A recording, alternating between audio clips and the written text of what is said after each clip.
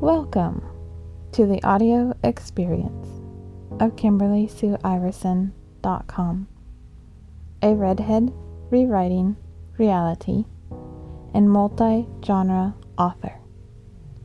I am your host, Kimberly Sue Iverson, and today I'll be sharing with you a story that's close to my heart. If you prefer to read along or explore more stories, visit my website at KimberlySueIverson.com. This audio experience is for an adult audience. Themes and topics may not be appropriate or suitable for all audiences, so listener and viewer discretion is advised. Now, get yourself comfy as we dive into today's tale.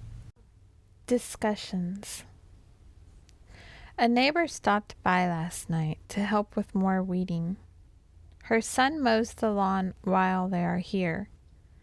For those new to me or this journey, I deal with a lot of body pain and weakness, so it's a huge reason they are offering help. It could be fibromyalgia, but it's not been diagnosed, so I don't like to say for sure it is.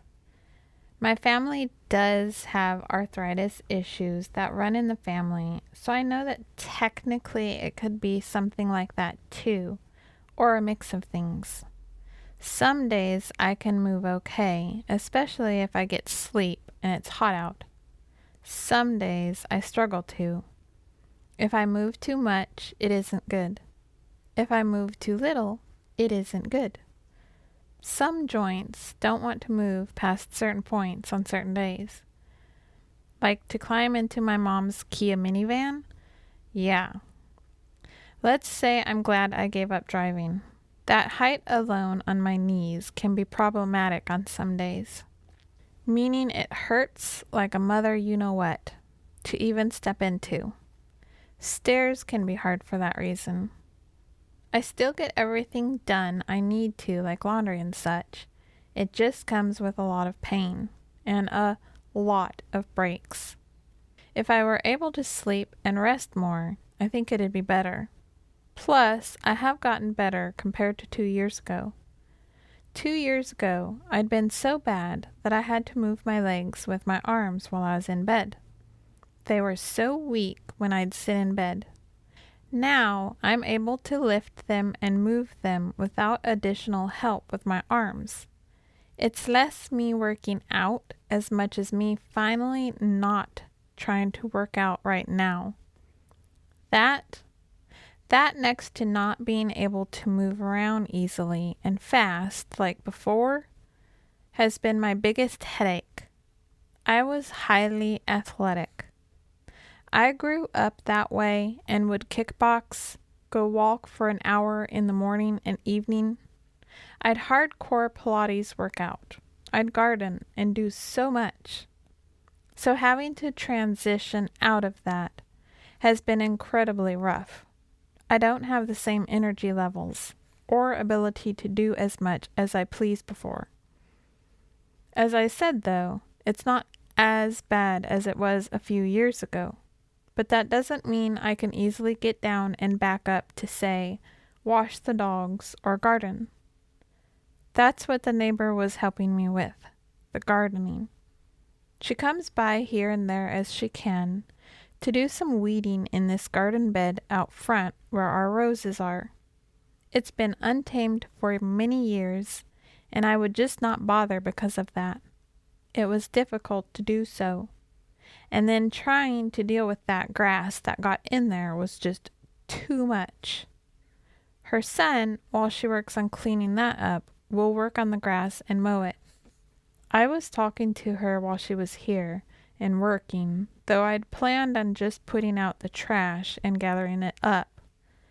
I got to talking to her about the worries I have on becoming potentially like my mom, and how I worry something was deeply psychologically wrong with her, and I'd become that way. With all that I've been finding, it's hard not to feel like that. She was telling me that not only was I my own individual person with my own character, wants, wishes, needs, which meant that I wasn't like her, but that, as she put it, your level of compassion and the compassion that you have. And I don't know. There was something about the way she was saying that which had me thinking about how uncomfortable that makes me feel sometimes.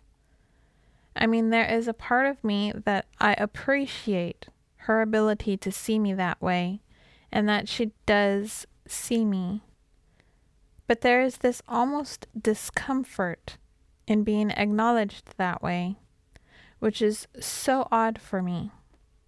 I'm not used to someone seeing me and expressing what they see in that way. It's so rare in my life that when it happens, there's a part of me that, yes, eats it up and I crave more. I almost feel like a dried out plant finally getting water and soaking it the hell up. Thirsty, in other words. Another part of me is so uncomfortable receiving that sort of acknowledgement, and I'm not sure entirely why that is. Is it because I'm not used to it? I don't want to be acknowledged? What would lead me to feeling such a level of discomfort with it? Feeling it's wrong because of that deeper part of me where my mom would always make me feel I was selfish for receiving anything. I mean, how many times and birthdays did I have that I dissolved into tears by the end of the day? Not one birthday that I recall did I not have one moment of that. Feeling as if I was selfish for having the audacity to believe it could be about me. Not one. I'm sure there may have been some. I don't remember them. Not one birthday did I not feel wrong for receiving a day all about me. I'm actually tearing up writing this, thinking about it. I will be 44 years old next month. That's nearly 44 birthdays. I'm sure a few while young was okay. I have a picture I'd torn up on my 10th birthday where you see me sitting on the couch in our camper crying. I was crying hard. My mom had just attacked me, saying whatever she did, basically around the same as always. I do everything for you. You are ungrateful. You're selfish. All of that sort of commentary. My birthday, the date of my birth, was not a celebration of me. It was an appreciation meant for her. I was to give her praise and appreciate her. And wow, did I never call it that before or think about it that way until just now. That's what it was though, wasn't it? My birthday was not meant to be a celebration of my birth, but a celebration of all she'd done for me, given me, and that she brought me into this world, and she was doing all this for me. My birthday was about my mother, and it was meant to celebrate her, not me. I wonder if that's why I have always struggled with accepting praise. If I have struggled with accepting that I can be seen. I've said it here before. I no longer want to be around anyone who doesn't see me, who can't appreciate me, who can't respect me. Doesn't mean that it's easy for me to accept and receive, though. I'm still trying to decipher the why. I was interrupted in my thoughts by a conversation I had recently with a guy where he was discussing what he liked and wanted in a partner, and mentioned how he wanted someone to discuss feelings and address them, which reminded me of my recent post where I mentioned having a struggle with after, bringing up stuff that bothers me after it's happened. Just now that went through my mind, and I was thinking, that's what I need too. Are people who are willing to check in with me and push me further, push me to open up, push me to discuss my feelings. My best friend will sometimes do that and not let up until I do open up about what I'm feeling and check in. Push me to, ask me questions and open me up, peel back those layers. Almost force it, because I will balk and pull back or try to do anything I can not to open up in that way. My conundrum of self.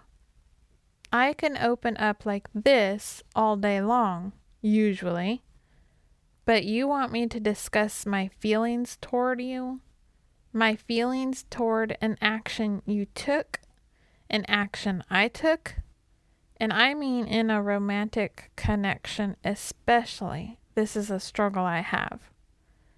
Well, yeah, not as easy. When I say I need someone, I mean the guy who'd want to pursue me.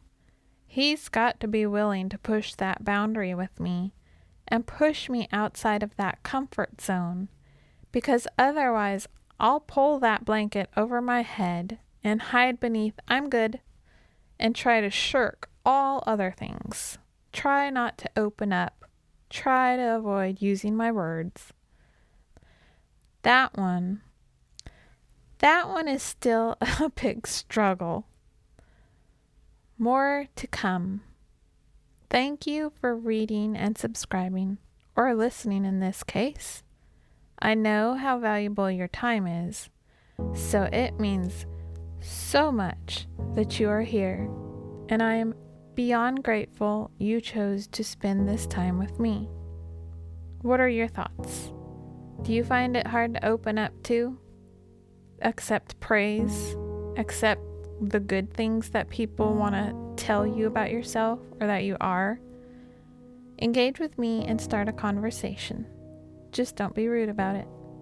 If you'd like a chance for your story to be read and featured, get in touch at stories2read@KimberlySueIverson.com. A new episode and blog is dropped every Wednesday on KimberlySueIverson.com or on YouTube under Kimber Bites. That's KimberBites, Kimber Bites. And don't forget to check out my Ream subscription page. Another chapter is up. I'm releasing Guardians of the Void chapter by chapter over on Ream right now. I will be releasing my Priestess World as well soon, long before the public gets the books. You'll be able to read the chapters as I write them and help with the world. You'll get to read extra scenes that may not make the cut either. This is still being thought out on how I will, so they haven't been posted yet, but stay tuned.